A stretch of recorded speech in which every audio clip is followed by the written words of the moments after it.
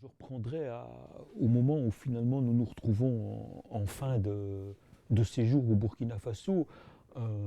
Pour nous, ce qui nous marque, Daniel et moi, c'est évidemment la naissance de nos deux enfants et surtout une préoccupation que nous n'avions pas vraiment eue précédemment, c'est-à-dire de se préoccuper de la santé en fait de deux enfants. Nous avions vécu, je crois, précédemment tous les deux des vies intenses en fait. Et la naissance de nos enfants vont nous décentrer de nous-mêmes. On doit être attentif à leur santé, à leur vie. C'est des êtres fragiles dans un environnement qui n'est pas simple. Euh, euh, et donc finalement, c'est tout ça qui va faire qu'on va commencer à se poser des questions complexes. La maladie de Daniel aussi, qui va être rapatriée en Belgique, elle va rentrer avec Adrien qui est tout petit, qu'elle allait à ce moment-là. Et je vais la suivre quelques mois après, le temps qu'on arrête. L'ONG nous avait proposé de prolonger un contrat. J'hésite en fait à prolonger le contrat. Et finalement, je rentre en Belgique après 3 ans et demi au Burkina Faso. À l'époque, j'avais commencé mes premiers cahiers de terrain. Ils sont là-bas dans ma bibliothèque. Je commençais à noter, en fait, mais avec peu de méthode et en ne sachant pas vraiment à quoi ça pourrait me servir. Mais j'avais débuté, on peut dire, d'une manière un peu bricolée, en fait, une première enquête de terrain. Alors, à ce retour, on est en septembre, fin de l'année 91. Finalement, Daniel ne va pas bien, mais on ne sait pas trop ce que nous allons faire. On est très déphasé par rapport à l'Occident, disons. C'est des expériences longues, compliquées. On est un peu détaché, enfin, on est un peu détaché après toutes ces années.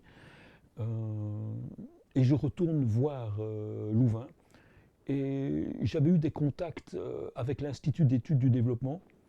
Et finalement, Paul Mathieu, que vous ne connaissez sûrement pas, me propose, il a un petit fonds de 2 années, de démarrer avec lui un travail sur la gestion des ressources naturelles et les systèmes fonciers Afrique de l'Ouest. Et lui est un spécialiste, économiste, spécialiste du foncier. Finalement, j'accepte le travail avec un grand plaisir parce que je n'ai rien. Et en même temps, on est dans ma tête l'idée de me dire que l'expérience que j'ai eue au Burkina Faso pourrait être intéressante. Mais je ne mesure pas encore que ça a une puissance ethnographique potentielle, en fait, très sincèrement. J'arrive à l'Institut d'études du développement, c'est pas facile pour moi, je ne suis pas socialisé universitaire, il ne faut pas me laisser 8 heures dans un bureau, ça va pas quoi, l'énergie est trop forte, donc j'ai difficile au début. Et en même temps, on achète cette maison dans laquelle on enregistre ici, qui était en très mauvais état. Mais revenant d'Afrique, c'est une maison que Daniel aimait bien. Moi aussi, c'est dans un environnement très plaisant. Il y a un jardin, on est dans un milieu rural, et ça nous plaisait. On disait ça en rigolant parce que plusieurs personnes nous avaient essayé de dissuader, dont le frère de ma mère qui avait vu la maison en disant mais enfin qu'est-ce que tu fous, il y a la mérule dedans, il y a des plafonds qui sont écroulés, la toiture ça va pas. Et en même temps je lui disais mais tu sais il y a même l'électricité, il y a le téléphone qui est arrivé, il y a même de l'eau courante. Bah, moi je me disais mais il y a tout, qu'est-ce que tu veux que ça, enfin ça me fait pas grand chose. Et on s'était dit à Daniel, ça nous plaît, elle est grande, on va réparer ça calmement, pièce par pièce, au rythme qu'on a envie. Et on s'est lancé en n'ayant pas grand-chose de moyens financiers. Daniel va retourner, elle avait demandé un congé à l'hôpital, et elle va travailler de nuit à l'hôpital. Et donc, travaillant de nuit, elle fait 1 semaine par mois. Elle est à la salle d'accouchement, elle est accoucheuse. Et ça nous permet, bon c'est extrêmement fatigant hein, comme boulot de nuit, mais en même temps ça nous permet de bricoler en fait, et donc d'être présent ici avec nos enfants. Et il faut être habitué avec des enfants en Europe, on n'était pas du tout habitué, il faut qu'on apprenne en fait, qu'on apprenne tout ça en fait. Je me retrouve progressivement en même temps à Louvain à démarrer une première recherche. Et c'est un métier pour moi que je dois apprendre nouveau, le métier de chercheur en sciences sociales que je ne connais pas, avec un économiste extrêmement sympathique, Paul Mathieu, spécialiste de l'environnement. Et là, évidemment, on se reconnaît parce que l'environnement me parle. Je suis habitué au système agraire, au système foncier que j'ai découvert en travaillant longuement au Burkina Faso. Et c'est le moment où je vais faire les premières rencontres avec deux profs qui sont à l'Institut d'études et de développement en même temps. Deux gros gabarits. Paul venait d'être nommé, tout jeune en fait. Il a 7-8 ans plus que moi, mais il est jeune prof à Louvain. Moi, j'ai quand même déjà plus de 30 ans à l'époque. Je dois avoir dans l'entour de 30, 34, 35 ans. Donc, je ne suis quand même plus tout jeune à l'époque. Paul doit avoir une quarantaine d'années. Et je rencontre Jean-Philippe Pémence, macroéconomiste, un type passionnant, une érudition sans fin. Et je croise Mike Singleton, qui enseigne l'anthropologie, qui est arrivé pour remplacer Doutreloup et qui a les cours d'anthropologie. Et ça va être pour moi des années difficiles, les premières années, d'une tentative de faire une synthèse, comme j'ai toujours tenté de faire, en fait, entre plusieurs influences. Paul Mathieu, spécialiste du foncier, Jean-Philippe Pémence, marxiste, macroéconomie, d'économie planifiée, un type qui a une culture, en fait, des politiques de développement fantastiques, et Mike Singleton, qui est un épistémologue déconstructiviste absolument fascinant, qui vient d'arriver, il parle déjà très bien français, mais il est encore plutôt très anglo-saxon à l'époque où on est là-bas, avec un humour absolument sans fin. Tu es avec Mike et tu découvres en fait littéralement la philosophie, les sciences humaines et une pensée absolument radicale. Et donc je vais démarrer ces années à l'Institut d'études du développement dans cette triple influence. Alors les 2 premières années avec Paul vont passer très vite et en même temps, donc Paul me demande de retourner au Burkina Faso, c'est pour ça qu'il m'embauche, Afrique de l'Ouest, pour faire des études concrètes en fait sur les systèmes fonciers. Ce qui me donne l'opportunité alors de devenir vraiment pour la première fois sciences humaines, ethnologue, où je suis payé pour mener des recherches avec la compétence que j'ai acquise, que je ne mesurais pas en fait, d'un savoir-faire avec la paysannerie Afrique de l'Ouest et Burkina Faso. C'est-à-dire que j'ai vécu avec eux, j'ai travaillé avec eux, je parle avec eux sans aucun problème. Je rentre en dialogue tout de suite, en fait. Et donc j'ai une facilité que je ne mesurais pas. Et Paul est subjugué par les données que je ramène en disant, mais tu sais, on a essayé longtemps, c'est compliqué, toi tu nous ramènes des conflits, des histoires absolument qui vont loin. Et c'est ça que je ne mesurais pas à l'époque, ces années que j'ai passées de vie comme agro à gauche et à droite, à la fois au Burkina et dans le monde, m'ont donné une certaine acuité à comprendre en fait ces récits. Au même moment, en fait, lors de ces voyages, et même avant, à la fin de mon séjour au Burkina Faso, je suis rentré en dialogue assez important avec les responsables de la coopération suisse, en fait, à l'époque. La coopération suisse était en pleine transition par rapport à la coopération belge vers une réflexion profonde, en fait, de ce que serait leur coopération. Suisse, suédois et danois. Je rencontre un peu les 3 groupes qui sont des gens qui tentent d'inclure à l'époque les sciences humaines, voire l'anthropologie, dans la réflexion de la construction de leur projet de développement. Et les Suisses me cooptent en me demandant de les aider. Donc je suis fréquemment en Suisse à leur bureau, c'est pas à Genève, mais enfin, là où ils sont. Je travaille avec eux et ils me demandent alors de boulotter avec eux et de réfléchir à leur programme au Burkina Faso. Et donc j'y retourne à l'époque fréquemment.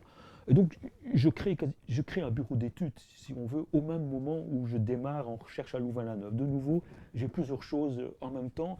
Et là, quand je pense que je fais des missions, c'est pas 2, 3, c'est 7, 8, 9, 10 par an, en fait, que je mène. Donc je mène énormément de missions. Afrique de l'Ouest, mais je suis à mi-temps à l'Institut d'études du développement. Donc j'ai des possibilités de faire les deux. Et à l'Institut du développement, avoir un praticien de la réflexion, des transitions, etc., ça leur convient très bien.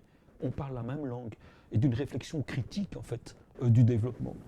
Et au même moment où je démarre avec Paul, où je me rapproche de Mike, les Suisses me parlent en fait d'Antoine Sawadogo, qui est un linguiste qui vient du nord du Burkina Faso, qui rentre au gouvernement de Blaise Compaoré, au début comme ministre de l'Intérieur, et puis il est nommé à la décentralisation de l'État. secrétaire d'État à la décentralisation, adjoint au Premier ministre. Et ils me disent qu'il a besoin d'un conseiller pour les affaires rurales. C'est un type passionné, nous avons confiance en lui, me raconte-t-il, je le connais un peu. La décentralisation, c'est un problème majeur. Seuls votaient les trois grandes cités urbaines de la capitale, pardon, du pays. Et donc, à l'époque, il y avait 15 millions de Burkinabés, seuls 3-4 millions votaient. La paysannerie n'était pas concernée par l'État, en fait. Et donc, l'idée, c'était de décentraliser l'État, d'inclure la paysannerie dans la citoyenneté. Et finalement, après de multiples débats, Antoine vient jusqu'ici, il prend l'avion, il vient me convaincre de rejoindre son équipe d'une petite dizaine de conseillers autour de lui. Et il me dit, tu prends en charge les affaires rurales, c'est toi qui devras réfléchir à réfléchir avec les juristes, les constitutionnalistes. On va rénover en profondeur le droit foncier burkinabé. Ton expérience est absolument essentielle, en fait. Et donc, finalement, j'accepte, je parle avec Louvain, avec le vice-recteur qui me dit, Pierre-Jo, écoute, t'es à mi-temps, pourquoi pas, tu peux accepter, nous, il te paye, et donc ça nous va très bien. On est d'accord d'avoir un type comme toi à l'intérieur. Et donc, avec ce moment où je démarre avec Paul, où finalement, je me retrouvais avec quelques projets, aussi avec Jean-Philippe Pémence, je vais signer quelques projets avec lui, sur la paysannerie, comparaison Amérique du Sud et Burkina Faso. En même temps, je suis sur le terrain au Burkina, et là, je suis au cœur de l'État. C'est-à-dire que je travaille avec un type qui est lié au Premier ministère, qui est systématiquement toutes les semaines en Conseil des ministres, et je vis au rythme alors des décisions gouvernementales, d'une planification nationale, et je prends conscience en fait de la complexité de la gestion d'un État et de la complexité d'un État africain qui repose sur une pluralité d'ethnies, une pluralité de manières d'être. Et en milieu rural, il faut s'imaginer que la gestion des ressources naturelles et la gestion du foncier n'est pas stabilisée. Il n'y a pas de règle qui peut trancher comment, etc. Alors comment on fait? Donc vous avez les règles dans la société Moussi, des lobbies, etc. Comment on fait pour que l'État stabilise tout ça? Et ça va être un débat absolument fabuleux, en fait, mais sans fin, d'une puissance incroyable, avec des juristes burkinabés la plupart. Je suis le seul non Moussi, si vous voulez, non moréphone, étranger à boulotter au cœur en fait, de cette équipe d'Antoine Sawadogo qui vient plutôt des mouvements associatifs, c'est comme ça qu'il m'a coopté. Et Antoine me fait rencontrer en fait, et il me force à travailler avec Basile Guissou, l'ancien ministre des Affaires étrangères de Thomas Sankara, donc de l'époque révolutionnaire, et il me fait rencontrer Joséphine Ouedraogo, qui a un bureau d'études, qui a joué un rôle clé en fait dans la pensée, on peut dire populaire, rurale, de l'époque aussi de Sankara. Et donc je boulotte avec eux au quotidien. Et pour moi, ça a été une compréhension en fait, à la fois où je retourne sur ces années de militance, la compréhension de ces cadres supérieurs, des intellectuels, universitaires, etc. Je me rends compte de ce qu'est la planification nationale, la complexité de la gestion d'un État. Je m'abstiens désormais de toute remarque intempestive, c'est-à-dire que je commence à mesurer l'ampleur et la complexité des choses, en fait, de la production normative, de la relation entre une paysannerie, entre des sociétés coutumières, parce qu'il me demande l'articulation société coutumière-État. Et au même moment, je rencontre Mike. Au même moment, qui dit Pierre-Jo, tu as une histoire vraiment. Enfin, tu es un bonhomme qu'on ne sait pas maîtriser. Et Jean-Philippe me dit plus ou moins la même chose. Et il me dit, mais pourquoi tu ne fais pas une thèse de doctorat? J'y pensais même pas. Pour moi, je reviens quelques années, je me dis, je vais faire un bureau d'études, je vais allier mes compétences en sciences humaines et en agro. Et avec ça, je vis d'un bureau d'études un peu haut de gamme et je fais de la consultance très pointue dans des domaines qui sont les miens, etc. Et c'est à la fois Pémence et Mike qui sont absolument tout à fait opposés. Tous les opposent, ils se détestent. Je suis la personne qui fait le trait d'union. Enfin, ils se respectent intellectuellement. Hein. C'est deux personnes qui se respectent, mais ils sont opposés. Et je fais le trait d'union entre les bureaux qui sont à 20 mètres l'un de l'autre. Je passe l'un à l'autre. Et tous les deux me séduisent. La macroéconomie et quelque part le micro, la déconstruction singletonienne. Et finalement, je décide, c'est avec Mike que je vais faire ma thèse de doctorat. Et donc je vais voir Mike et je lui demande, et le courant va passer. C'est-à-dire que je pense que mon histoire, et notamment une histoire que j'ai peu racontée, mais le fait que j'ai été socialisé dans un milieu catholique, le fait que j'ai connu en fait la vie monastique quand j'étais jeune, que je peux mesurer ce que c'est, renvoyait en fait à la socialisation de Mike Singleton. Et très vite, quand j'ai senti Mike, je décodais en fait les racines de Mike Singleton parce que j'avais vécu son environnement. Je devinais ce que c'était. Je le devinais. Moi, je n'ai pas évidemment continué là-dedans, mais Mike était un père blanc. Ça m'était transparent. Je connaissais, je devinais en fait sa socialisation. Et donc ça a marché. Et mon côté qui avait été un militant engagé, plus cette compréhension de ce monde plutôt d'une compréhension très fine que Mike a de l'histoire longue de l'Europe, a fait qu'on s'est rencontrés en fait. On s'est rencontrés, ça a fonctionné tout de suite. Nous parlions, je pense, la même langue. Mike m'a administré rapidement une trentaine, 40 ouvrages à lire pour pouvoir dialoguer avec lui. Donc je vais passer, après 2 années, les 2 premières années avec Paul, je transite dans une 3e année avec Mike. Et Mike me dit, Pierrot, si tu veux qu'on... Donc on allait, comme Mike était, il aimait bien qu'on aille de temps en temps boire un verre en fin de journée. À l'époque, il n'y avait personne en socio, en entrepôt. Je veux dire, donc il n'y avait pas de rivalité autour de Mike. J'ai été son seul étudiant, l'unique et le seul. Pas d'étudiant en entrepôt, 3, 4. Et donc on était souvent à deux, on discutait beaucoup. Et il va me proposer, il s'en rappelle sûrement pas, hein, mais une longue liste de lectures, plutôt épistémologie, plutôt philo, en disant c'est ce qui te manque. Il a très bien compris en fait que j'ai un vide dans ce domaine-là. Et Mike va m'amener en fait dans la compréhension de différentes époques. Donc il dit tu dois comprendre ce que fut la Grèce antique, la remise en question de la Grèce antique, et puis tu dois comprendre ce que fut le Moyen-Âge, ce que fut la Renaissance, ce que fut les Lumières, le 19e, le 20e. Et il dit, tu ne rentres pas en dialogue avec moi si tu ne mets pas de l'ordre là-dedans. Il avait raison. Et puis il va me guider dans des grandes lectures en philo. C'est-à-dire, il dit, écoute, tu dois être à l'aise avec quelques personnages clés de la philo, sinon c'est très compliqué.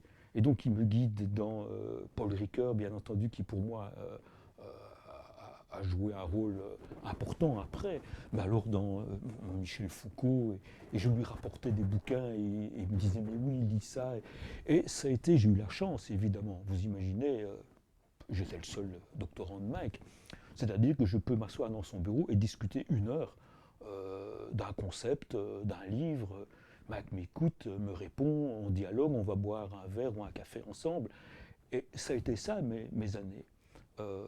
Donc je suis en 3e année, et Mike me dit, il faut que tu fasses ton épreuve de confirmation de ta thèse.